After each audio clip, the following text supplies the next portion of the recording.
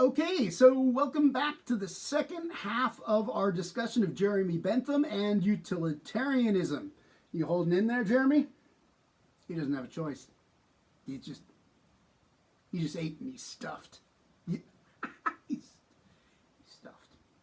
No offense. Okay, so let's go on with utilitarianism. So the example that we used of hedonic calculus was an issue of personal ethics. So a person trying to decide whether to go one route or another route in their own personal lives. And oftentimes that's how utilitarianism is thought of today. So the tape is actually, it's scratching my nose. It's giving me a significant amount of, I guess, what a utilitarian would call pain, although it's more just tickling, really. It's not pleasurable, whatever it is. So although that's how utilitarianism often gets used, this wasn't actually Bentham's original purpose for utilitarianism. His purpose was to use it as a tool for crafting social policy. He himself was an expert at law, and so he thought that utilitarianism provided a kind of test that you ought to apply to any law that you passed. Will this law, in fact, bring about greater utility? That's greater pleasure, greater happiness, all three of those words, just put them together. So will this law bring about greater utility to the society? Or, to put it a little bit more technically, the society with greater net utility, greater net pleasure, is the more just society. Now, at this point, we have to realize that justice really doesn't reflect any classical ideas of justice. It doesn't mean a society that recognizes people's inherent rights. It doesn't mean a society that's been properly ordered to the common good, as Aristotle and Plato might have thought. It doesn't even mean the same thing as what Hobbes might have meant, a society that accurately represents the selfish interests that's been negotiated out by the different members of the social contract. Instead, here, justice just means, well, it produces the greatest net pleasure overall. So if we take into account the pleasure and pain of all members of society in the light of the different policies that we have in place, which option is the best? What institutions should we have? What laws should we have in order to increase overall utility? So at this point, I want to go back to the ideas of equality that I developed earlier on, because we've done a little bit of hedonic calculus and I can flesh these out a bit. So back to the ideas of equality of attention and equality of distribution. So we can imagine multiple different societies, some of which have differentials of attention given to different people. So imagine a society in which we pay attention to the happiness and pain of males, females, and animals. And then another society where we pay attention to the pleasure and pain of males and females, but not animals. And then another society where we pay attention to the pleasures and pains of men, but not women or animals, right?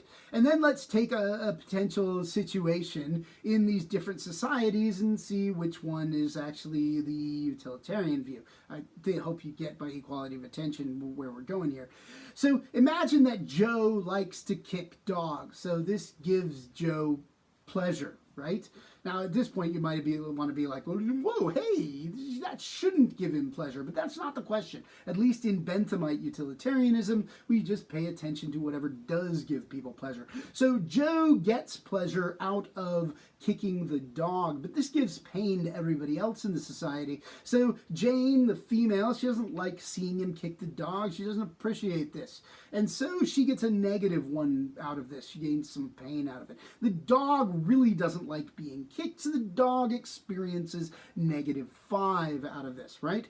And so if we take the society where we pay attention to all of the different participants, where we pay attention to Joe and Jane and the dog, the overall result is a -1, right? But if we take the same scenario in other situations where we pay differential attention to the different people, if we pay attention to the male and the female, then that scenario would actually come out +4. And if we look at the third society, where we pay attention to only the male's pleasure, so this is a misogynistic society, then it actually ends up producing a +5.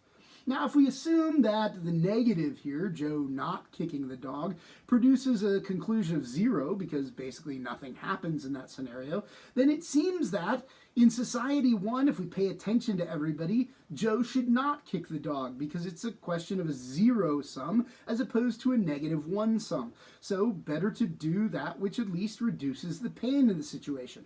But if we paid differential amounts of attention, we would in fact come out with the conclusion that Joe should kick the dog in our other 2 societies. So here we have with utilitarianism a happy dog, because the utilitarian wants to pay attention to every sentient being, right? Not just every human being, but every being that can experience pain or pleasure. This is really significant because in other systems, we've tended to pay attention to rational beings, those beings which are able to find for themselves, say, the natural law or something like that, or those beings who are able to calculate and pursue their own eudaimonia, gained recognition. But we always, even in Aristotle, recognize that, say, rationality is better than irrationality. The reason is over the unreasonable. The human is over the animal. And so the animal can be used by the human, right? But all of a sudden with utilitarianism, since the basis of valuing something has changed, since we say, no, it doesn't have to do with rationality, it has to do with pleasure and pain, now we have to expand that attention to everybody. And so you can actually come to quite progressive conclusions out of this if you are in a period where there are sets of people that aren't being considered fully human, or other sets of people that are being considered more human. I hadn't realized, but Bentham's kind of peeking out between those pictures over there, and it's even more creepy, actually, than just him even sitting there. Hi, Jeremy. Okay, but, so take the situation of slavery, which we've talked about with Douglas. Going back to Sepulveda, the claim was, well, these peoples are natural slaves. They are not fully as rational as we are, and so we are justified in overtaking them. Well, Douglas had to make the argument that, no, slaves are, in fact, fully human beings. They are fully rational in order to be taken seriously, in order to gain appreciation for slaves. Well, Bentham just sidetracks that entire argument. He says, no, I don't care. It doesn't make any difference to me. You can't even eliminate them from consideration. Even if they aren't rational, it doesn't make any difference. All we have to pay attention to is whether they can experience pleasure or pain. So Jeremy Bentham opposes slavery on a really basic level. He says, can they experience pleasure or pain? Yes! As I mentioned, there's no special condition given to aristocrats in this system because everyone is given equal attention. Superior rationality doesn't help you at all in moral calculation. And similarly for women, where we saw that Wollstonecraft had to argue for the rationality of women in order to try and claim that they were equal with men. Bentham says it doesn't make any difference because rationality just isn't really a relevant moral category. All that makes any difference is pleasure and pain. So Bentham ends up, interestingly, while he doesn't go along with the system of natural rights, being just as, if not more progressive than the advocates of natural rights. More progressive because he can in fact say, look, not only this, but we should pay attention to animals, right? We should pay attention to every sentient being, everything that can experience pleasure and pain. This doesn't mean that we need to pay attention equally to animals because they might not be as conscious as a human being, but that's not relevant to whether we take them into moral concern. What's relevant is, do they experience pleasure and pain? And this by itself makes them morally valuable and worthy of our moral attention. Way ahead of his own time, Bentham is in favor of kinds of animal rights, and even goes so far as to be in favor of getting rid of laws against homosexuality. Now, this is simply on the basis of a simple utilitarian calculus. Do homosexuals get pleasure out of the activity? I mean, by the activity, you know what I mean, by the activity. I mean, yes, they get pleasure out of the activity, and do they hurt other people in the process? Well, I mean, anybody who wants to make an argument against homosexuality usually does it on the basis that, like, well, it disagrees with God, or, you know, well, it might morally degrade them. And to those things, Bentham would say, that's not a question of morality. I mean, I don't care about your God. That doesn't make any difference to me, because unless it's the case that God brings me more happiness or causes me more pain, and Bentham doesn't believe either one of those things, he says that doesn't make any difference. And moral improvement, what the frick do we mean by this? No, we're worried about pleasure and pain. Are they causing pain to anybody else? And it turns out, no. I mean, at least not in any direct way are they causing pain to anybody else. So, hey, go with it. Whatever makes you happy. So in these many ways, utilitarianism came out at the time as an incredibly progressive approach to morality. And, as a matter of fact, the utilitarian approach to government even ends up overlapping with some of the things that the natural law tradition from Locke was, in fact, saying. So you will recall from Locke that the ideal government is a government that protects individual rights. And one's individual rights pretty much cover the person's ability to live their life as they see fit. This was built in as soon as we went to individualism as the starting point for politics, that we gave up on a kind of rich picture of what the good life is for everyone, and we allowed individuals to start deciding for themselves what's the good life for you. That was the place where we decided that individual wants came before the good in some way. Now, Locke doesn't entirely agree with that, because obviously there are rights that impose some limitations on us in relation to each other. But in general, he sets forward a governmental system where everyone is able to pursue their own picture of the good life.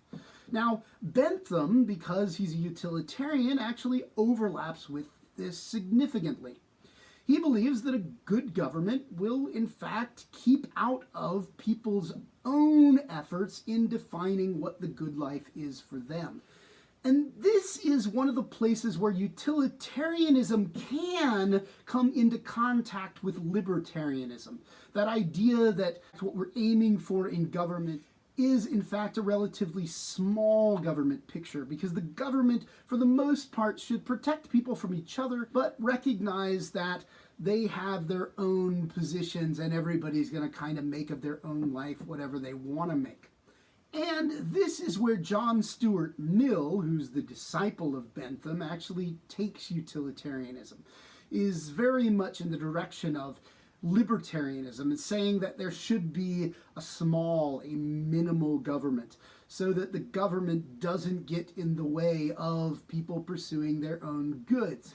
I want to note that while utilitarianism is often linked with libertarianism, that this isn't fully developed in Bentham's system. As a matter of fact, utilitarianism can actually go in multiple different ways depending upon what you think will bring about the greatest happiness of society. So we noted that there is a way in which utilitarianism could argue for a kind of redistribution of goods. Singer uses utilitarianism to argue that people in richer countries are morally obligated to send goods to more impoverished countries because they'll produce more happiness there as a relative question.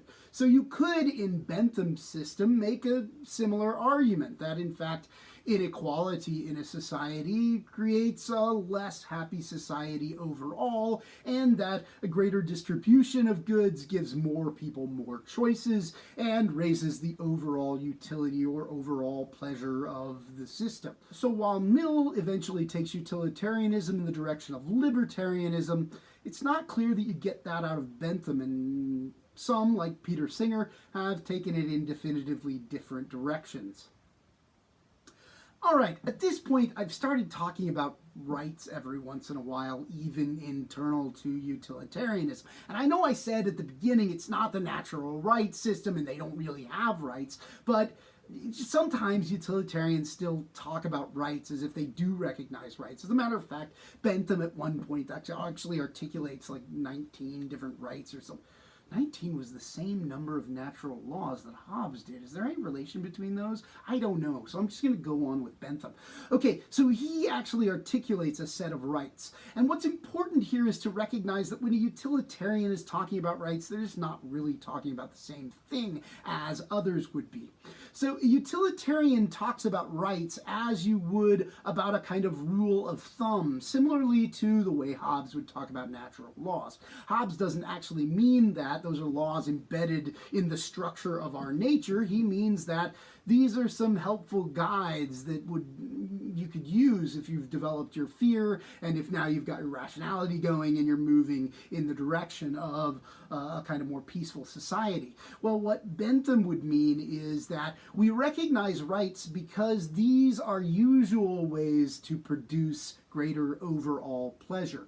So if I recognize something like a right to privacy, well, that's not because you have a given right to privacy or the right to privacy is intrinsic or you could never violate it or something like that. He just means that in general, if I recognize your privacy to do what you want, that produces greater overall utility. So as a matter of principle, we should probably go with it.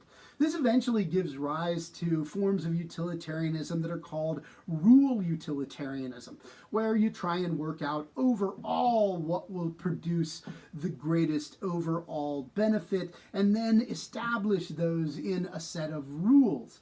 Because act utilitarianism, where you have to try and figure out for every particular act what produces the greatest good, seems like it's a tremendous amount of work and also has some conclusions that conflict seriously with our usual moral intuition. So rule utilitarianism that says, well, what in general produces the greatest amount of pleasure, that tries to solve for this problem. And in that sense, utilitarians can certainly talk about rights, although it's a little bit mushy and they're kind of jumping on to a concept that they don't have a right to themselves.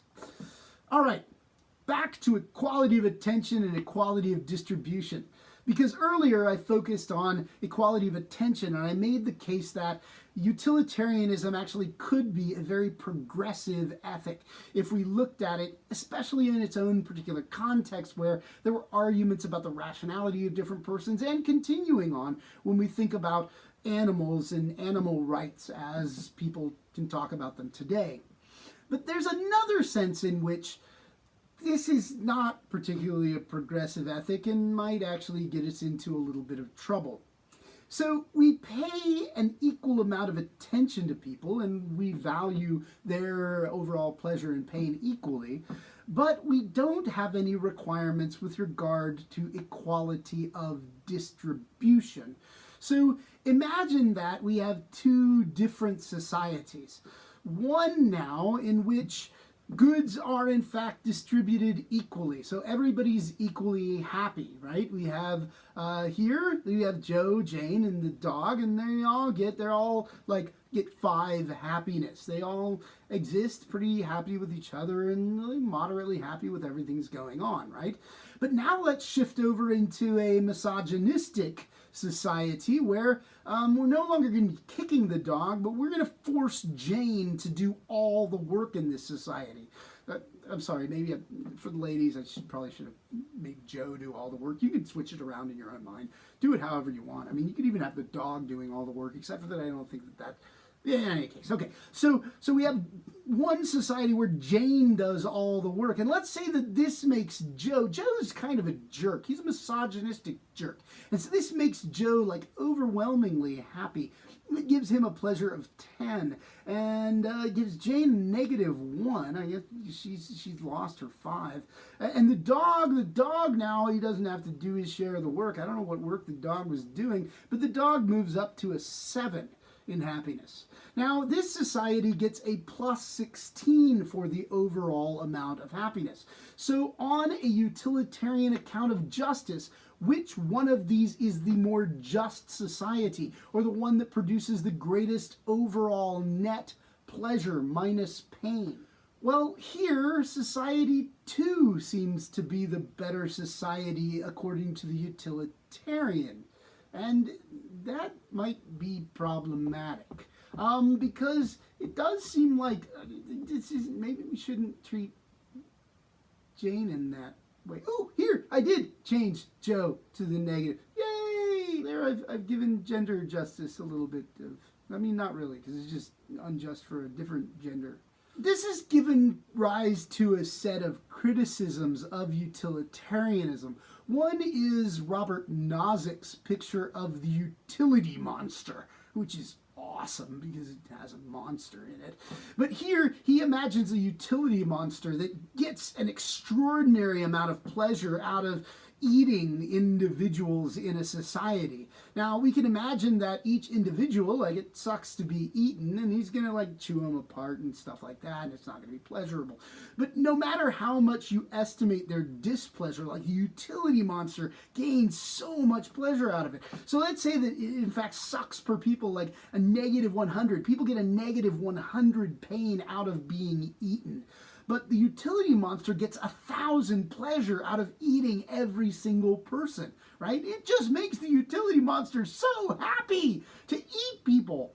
Well, if you do utilitarian calculus, what should happen? It seems like the utility monster should, in fact, eat as many people as the utility monster can. Really? I mean, can that be the conclusion that we're supposed to come to? Fascinating question. So, has utilitarianism paid enough attention to distribution of goods? Now, this will come to be a question that becomes kind of the obsessive point for political philosophy after utilitarianism. We'll start out by getting into it with Marxism, which suggests that we really need to pay attention to the distribution of goods, and then to some moderating but still different positions where we go through John Rawls, Robert Nozick, and Martha Nussbaum and how they want to approach this. But before getting there, I want to close out by saying a little bit about utilitarianism and the way that it's actually impacted things today. Because while you might not have heard of utilitarianism and you might not use it as a regular element in your thought, it gets used around you all the time. Because utilitarianism makes its way to influence contemporary economics substantially. And here is the point at which I get to be again. Nerds, economists. Philosophy's cool in comparison. In any case, economics. So it gets used in all sorts of really complicated ways where they have models that they've developed in order to assess utility functions and try and figure out what it is that people actually prefer. And so if you go and look this up, you look up utility function. And if you're into economics, you might enjoy it because it gives you all sorts of really complicated models for figuring out what balance of goods is ideal for people given their preferences. One thing that economists take as generally universal is the claim that more goods are always better than less goods. And this kind of makes sense. If we have a moral psychology where people are set up on the basis of their desires, well, their desires can keep going and keep going and keep going. So would you rather have 2 pizzas or 3 pizzas? Or 3 pizzas? I mean, come on, obviously. So here we get to a fundamental claim that's built into contemporary economics. And it's fun to note at this point that despite the fact that economics likes to think about itself as a science, it's actually relying on a very particular kind of moral psychology that comes out of a very particular time in the development of philosophy, and one that I'm not entirely convinced is a really good form of moral psychology, or incredibly descriptive form of moral psychology, although economists have done a lot with it. Now, since it's the case that a greater overall amount of goods seems to fit with greater overall utility in all cases, economists can make the move that, in fact, every society that has a greater amount of overall goods is a society where people experience greater overall welfare. So, in short, the more stuff that your society produces, minus the stuff that it uses, is actually immediately correlated with the overall utility that exists in the society. And so there should be more pleasure, more utility in a society if it produces more. This gives rise to the tendency in contemporary economics to think that production is in fact the primary value in human life. Because if pleasure was the overall value for the utilitarian, and greater production is always correlated with greater pleasure, then we can immediately make the move that greater production will in fact lead to greater pleasure, and it all fits together rather beautifully. But this is embodied in the use of the GDP in order to figure out the overall welfare of societies. So GDP is the gross domestic product of particular countries. And what it means is the value of all goods and services produced in a country minus all imported goods and services. So what do you produce minus what you use, really, basically? And as Investopia says here, GDP is commonly used as an indicator of economic health of a country, as well as a gauge of the country's standard of living. Now, what's interesting here is that contemporary economics probably suffers from some of the same issues that utilitarianism does. Because do we in fact want to buy off that just having more stuff in fact makes for better lives for everyone who's a member of society? Well, we'll come back to that too when we get to some of the later political theories that we're going to be looking at. But for now, I'm going to wrap up on Jeremy Bentham and say something about how he fits with the themes of our class. So let's go first with human nature. Bentham in general agrees with Hobbes. He thinks that human beings are hedonists and egoists to start with, but he does believe that human beings can deploy rationality and become more rational. And the further we go towards rationalizing ourselves, the more moral we'll become, because we're able to universalize our hedonism and find the principle of utility and act according to it. So we generalize our own desires for things to other people by adopting the general categories of pleasure and pain, and then say, well, we should do whatever brings about the greatest pleasure or pain for everyone, regardless of what exactly it is that brings them pleasure or pain. Social or individual. Here it's a little bit harder to sort out, but we could say that all humans are pictured as living in society. Bentham doesn't go back to any original state or natural state for humanity. And all law is a social product, so we can change all the laws that we want. We don't depend upon any kind of natural law that's given to us. There is no established structure to human nature, and human happiness is created by getting whatever one prefers. So in this sense, he is certainly an individualist, because there is no overall human nature, and there's no immediate obligations that we have other than our obligation to try and universalize our own concerns for our preferences to other people. So the rational moral person will calculate how their actions, etc., influence the happiness or unhappiness of all people in order to determine how to act and in order to determine what social policies they should put in place. People and property. People have no natural rights to anything. So institutions around property should be guided by whether they produce greater overall happiness. So we could go in multiple different directions. We could go in the direction of a libertarian state, saying that small states in fact produce the most pleasure because they allow people to pursue their own plans, or we could go in the direction of more of a welfare state, because we could say, as a matter of fact, redistributing goods will allow people more actual choices in what they want to do and so increase overall pleasure. In general, Bentham assumed that this will require a protection of private property. Equality or inequality? Well, all sentient beings are due equal attention. as in their pleasure and pain must be taken into an overall hedonic calculus, and there's no weighting of one above the other. So all beings have the amount of pleasure that they can experience calculated in. But they do not have equal rights, nor should one be concerned about the equal distribution of goods in utilitarianism. There's no immediate concern for that if it doesn't produce greater overall utility.